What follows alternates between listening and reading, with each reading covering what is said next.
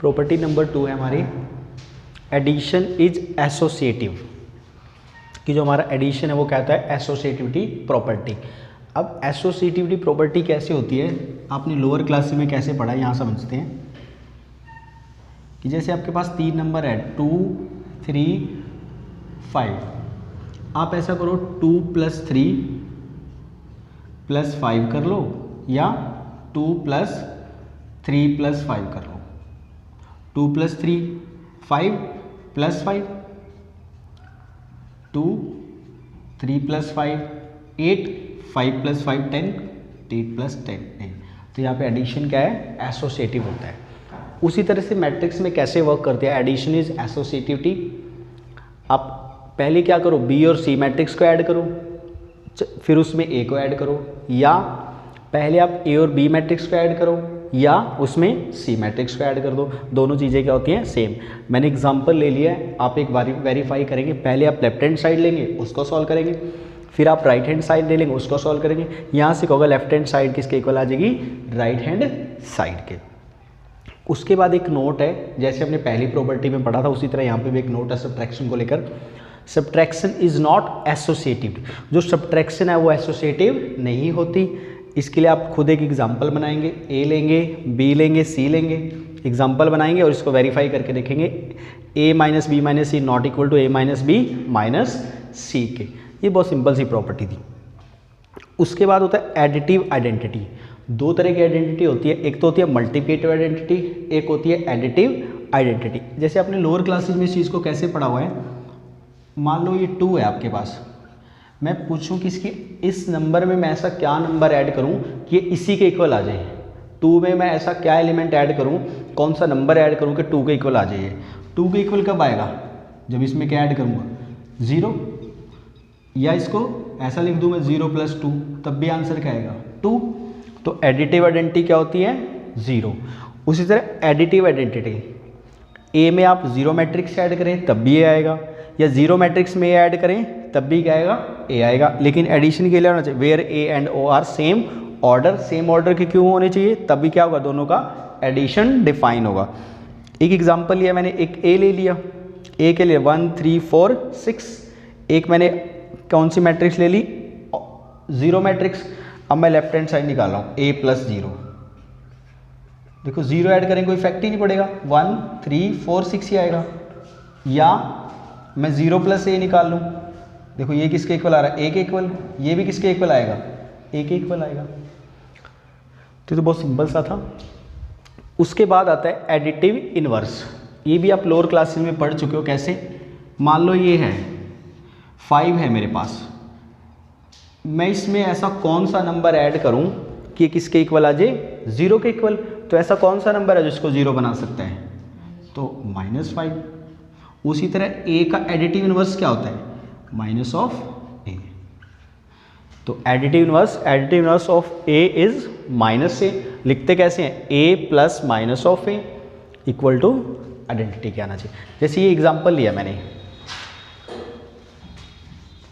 Example में क्या लिया, मुझे a मैट्रिक्स दे रखे हैं, इसका क्या निकालना है, एडिटिव इनवर्स। तो एडिटिव इनवर्स क्या हो गया इसका, -a, मतलब कि -2 -9 -2 -7, ये क्या हो गया, इसका एडिटिव इनवर्स हो गया। तो हम नेक्स्ट पढ़ने जा रहे हैं मल्टीप्लिकेशन। मल्टीप्लिकेशन, दो तरह की मल्टीप्लिकेशन होती है, एक तो स्केलर मल्टीप्लिकेशन होती है, एक होता है कि दो मैट्रिक्स को हम कैसे मल्टीप्लाई करते हैं। आपके पास एक ए मैट्रिक्स है ये, जिसका ऑर्डर है m × n। एक आपके पास दूसरी मैट्रिक्स है बी, जिसका ऑर्डर है p × k। अब ए बी कब डिफाइन होगा, ए बी कब डिफाइन होगा, जब फर्स्ट मैट्रिक्स के नंबर ऑफ कॉलम्स इक्वल होंगे नंबर ऑफ रोज के सेकंड मैट्रिक्स के।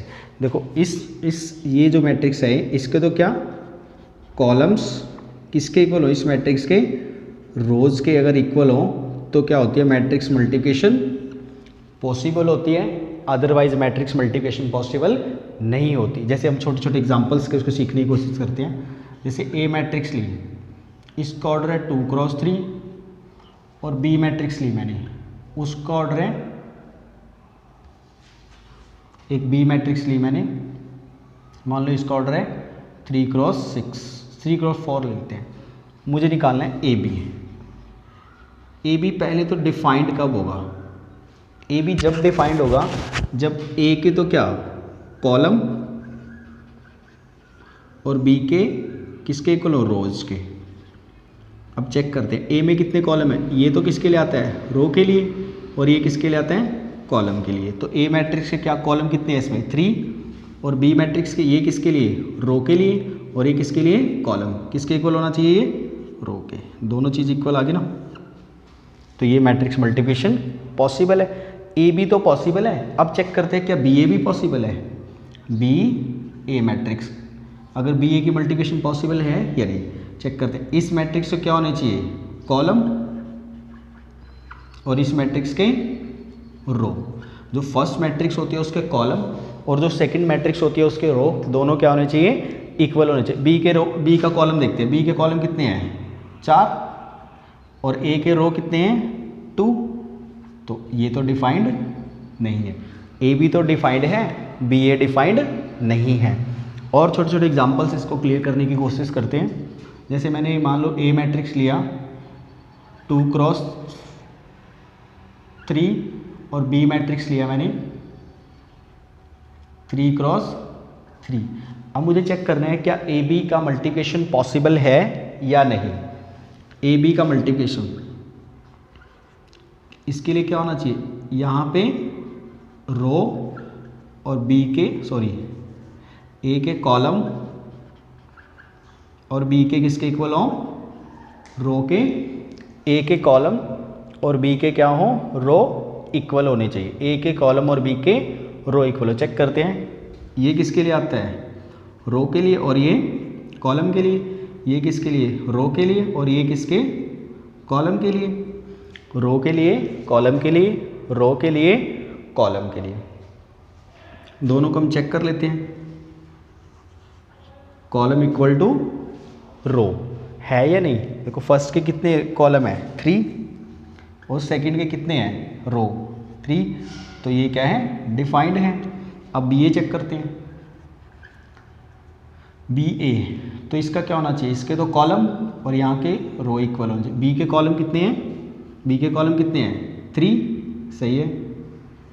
और रो कितने हैं? ए के रो कितने हैं? 2, 3 not equal to, B A is not defined. तो अब आपको समझ आ गया कि मैट्रिक्स मल्टीप्लिकेशन कब डिफाइन होती है और कब डिफाइन नहीं होती। पहला क्वेश्चन आपके माइंड में आना चाहिए कि मैट्रिक्स मल्टीप्लिकेशन कब डिफाइन होती है। पहला पॉइंट आपको क्लियर? आपने चेक कर लिया कि जैसे ये क्या है? डिफाइंड। तो ए बी का ऑर्डर क्या आएगा? ए बी का ऑर्डर क्या आएगा? आपने कौन कौन से एलिमेंट कर लिए? ये एलिमेंट यूज कर लिया और ये एलिमेंट यूज कर लिया। जो बचा हुआ है वो क्या आएगा? Order 2x4। इसका ऑर्डर कितना आएगा? 2x4। जैसे यहाँ पे हम अगर ए बी का ऑर्डर की बात करें, मैट्रिक्स मल्टीप्लिकेशन डिफाइन हुई थी, तो ऑर्डर क्या आएगा? n cross k। m cross, ये बचा ना, m क्रॉस k। ये क्या आएगा इसका? ऑर्डर। अब आपने पहला पॉइंट सीखा कि मल्टीप्लिकेशन को हम कैसे करते हैं, मल्टीप्लिकेशन कब डिफाइन होती है। अब हम मल्टीप्लिकेशन को करना सीखेंगे कि मल्टीप्लाई कैसे करवाते हैं हम। तो अब पहले हम इसको मैथमेटिकल वे में देखेंगे, फिर एक एग्जांपल से इसको समझने की कोशिश करेंगे।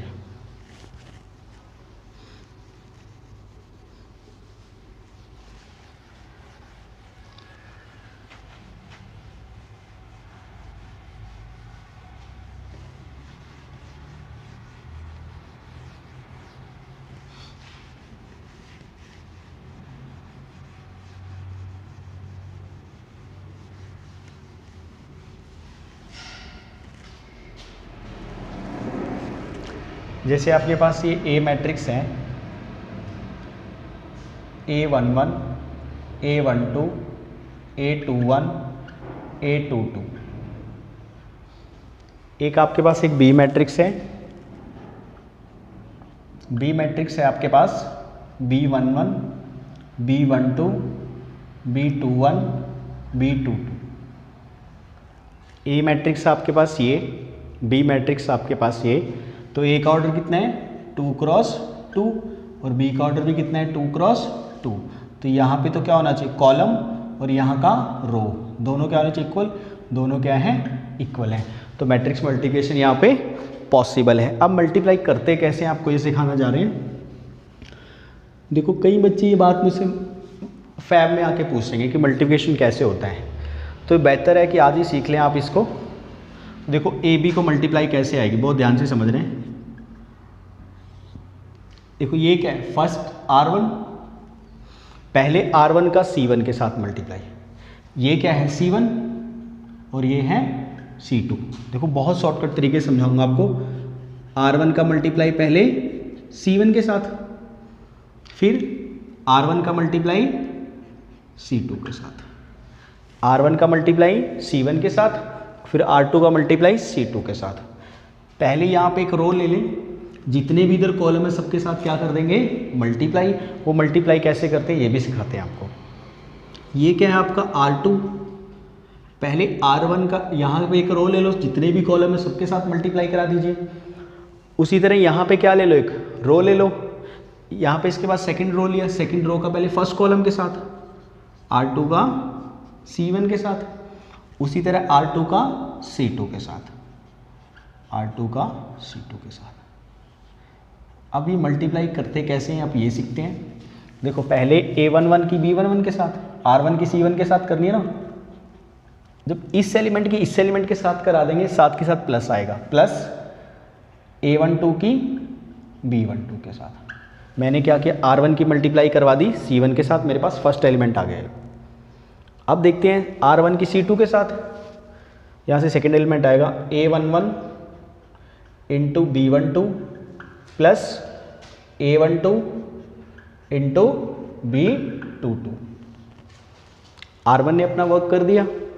अब R2 देखते हैं। R2 कैसे, पहले R2 किसके साथ होगा C1 के साथ, A21 into B11 plus A22 into A22 into B21। अब इसकी R1 की R2 की वे C2 के साथ A21 into B12 plus A22 into B22। क्या ये बात आपको क्लियर होगी कैसे मल्टीप्लाई करते हैं। अब एग्जांपल देखते हैं, एग्जांपल से आपको और क्लैरिटी आएगी। जैसे एग्जांपल लिया हमने, ए मैट्रिक्स लिया हमने 2 6 8 10, एक हमने बी मैट्रिक्स ली 6 3 4 2। मुझे क्या निकालना है, ए बी।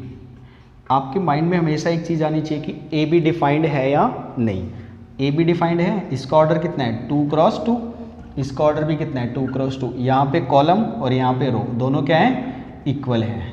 तो पहली बात तो क्लियर होगी कि मल्टीप्लिकेशन डिफाइंड है। तो मल्टीप्लिकेशन कैसे करते हैं अभी अपने ऊपर सीखा। देखो ये R1 है, R1 की पहले C1 के साथ, फिर R1 की C2 के साथ। देखो 2 इंटू 6 प्लस 6 इंटू 4, फिर R1 की C2 के साथ 2 इंटू 3 प्लस 6 इंटू 2, फिर R2 की पहले C1 के साथ 8 into 6, 8 into 6 plus 4 into 10, 8 into 6 plus 4 into 10, 8 into 3 plus 10 into 2, 2 into 6 12, 6 into 4 24, 24 plus 10 36, 2 into 3 6, 6 into 2 12, 12 plus 6 18, 8 into 6 48 plus 40, तो आपका ये आ गया 88, 8 इंटू 3 24 प्लस 20, ये आपका आ गया 44।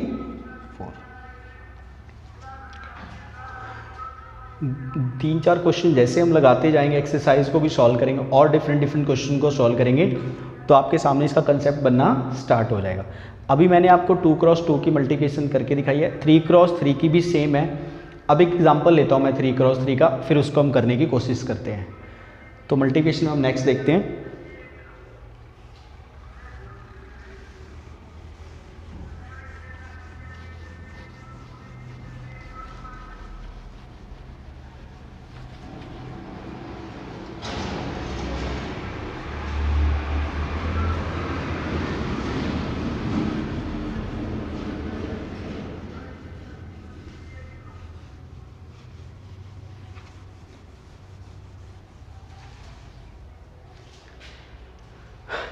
एक मैट्रिक्स ली मैंने A11 A12 A13 A21 A22 A23 A31 A32 A33। एक मैंने B मैट्रिक्स ली B11 B12 B13 B21 B22 B23 B31 B32 B33। ये कितनी 3 क्रॉस 3 और ये भी कितना है 3 क्रॉस 3। पहला काम आपको चेक कर रहे हैं कि क्या मल्टीप्लिकेशन डिफाइन है या नहीं, ए भी चेक करेंगे डिफाइन है या नहीं। देखो फर्स्ट के तो कॉलम और सेकंड के रो दोनों क्या है इक्वल है ना, यहाँ पे तो कॉलम और यहाँ पे रो दोनों क्या है इक्वल हैं। और मल्टीप्लाई होकर ऑर्डर कितना आएगा, जो बच गया ये बच गया ना, ये और ये क्या बनेगा आपका order of A B, order of A B बनेगा। हमें पहला पॉइंट समझ आ गया कि मल्टीप्लिकेशन क्या है पॉसिबल है। अब इस मल्टीप्लिकेशन को कैसे करते हैं, इसको 3 क्रॉस 3 में भी सीख लेते हैं कैसे करते हैं। ये क्या आपका R1 है ना, ये क्या है R1, पहले R1 की C1 के साथ, फिर C2 के साथ, फिर C3 के साथ। पहले R1 की मल्टीप्लाई पूरे C1 के साथ, फिर C2 के साथ, फिर C3 के साथ।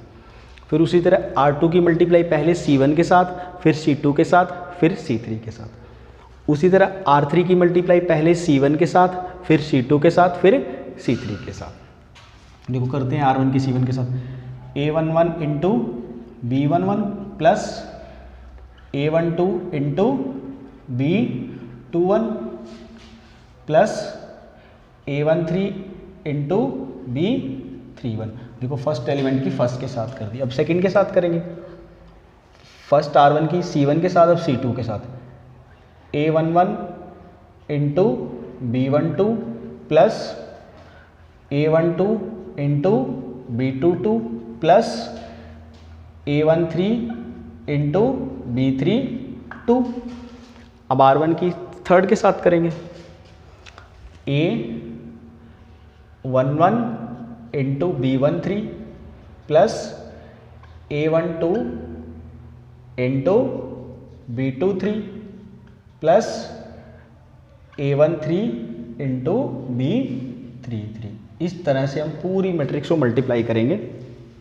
अब पहले R1 ने अपना काम कर दिया, अब कौन वर्क करेगा R2 की पहले C1 के साथ, फिर R2 की C2 के साथ, R2 की C3 के साथ। उसी तरह फिर R3 की C1 के साथ, C2 के साथ, C3 के साथ।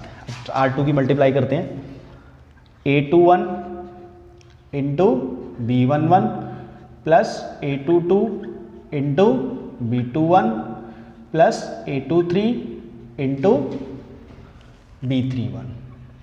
R2 की पहले C1 के साथ, अब R2 की C2 के साथ A21 into B12 plus A22 into B22 plus A23 into B32। अब R1 की C1 के साथ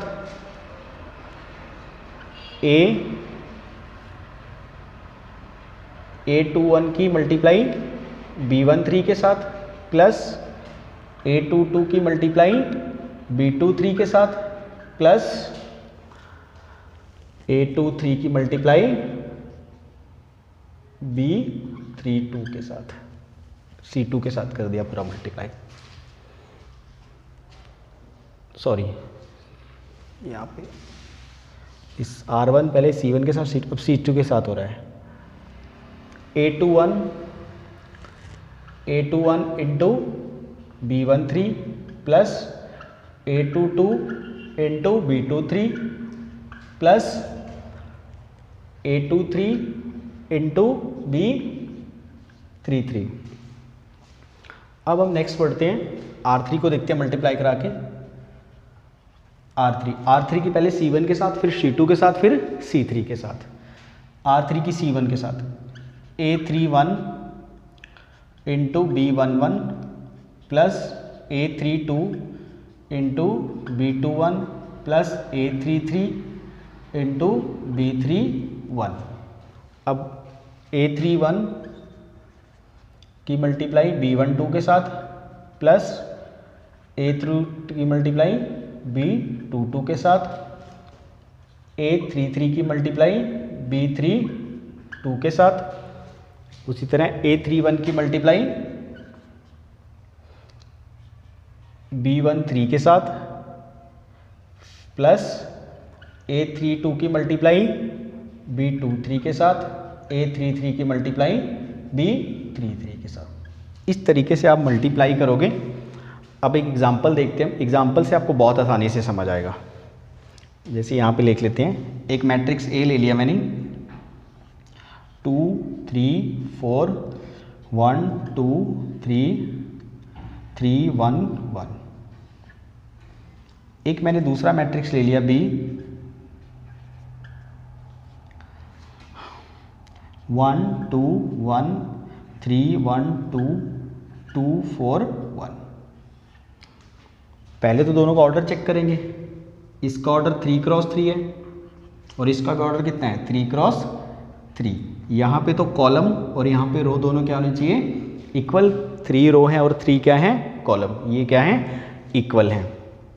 इसके बाद देखते हैं कि मल्टीप्लिकेशन तो पॉसिबल है, मल्टीप्लाई कैसे करते हैं। अब आपको इजीली समझ आ गया हो कि मल्टीप्लाई कैसे किया जाता है। देखो पहले ये क्या है, R1 की C1 के साथ, देखो 2 into 1 2 plus 3 into 3 9 plus 4 into 2 8। First element आ गया। R1 की पहले C1 के साथ, अब C2 के साथ, 2 इंटू 2 4 3 इंटू 1 3 4 इंटू 4 16। फिर C3 के साथ 2 इंटू 1 2 3 इंटू 2 6 4 इंटू 1 4। R1 ने अपना वर्क कर दिया। अब किसको उठाते हैं, R2 को। पहले R2 की C1 के साथ 1, देखो 1 into 1 1 2 into 3 6 3 into 2 6 1 into 2 2 2 into 1 2 3 into 4 12। फिर 1 इंटू 1 1 2 इंटू 2 4 3 इंटू 1 3। अब देखो R3 को देखते हैं, 3 इंटू 1 3 1 इंटू 3 3। उसके बाद 1 into 2 2 3 into 2 6 1 into 1 1 1 into 4 4 3 into 1 3 1 into 2 2 1 into 1 1। देखते हैं इसको मल्टीप्लाई क्या क्या बना। 9 8 70 प्लस 2 19 6 6 1 13। ये हो गया आपका 6 प्लस 2 8 4 प्लस 23 12 प्लस 2 प्लस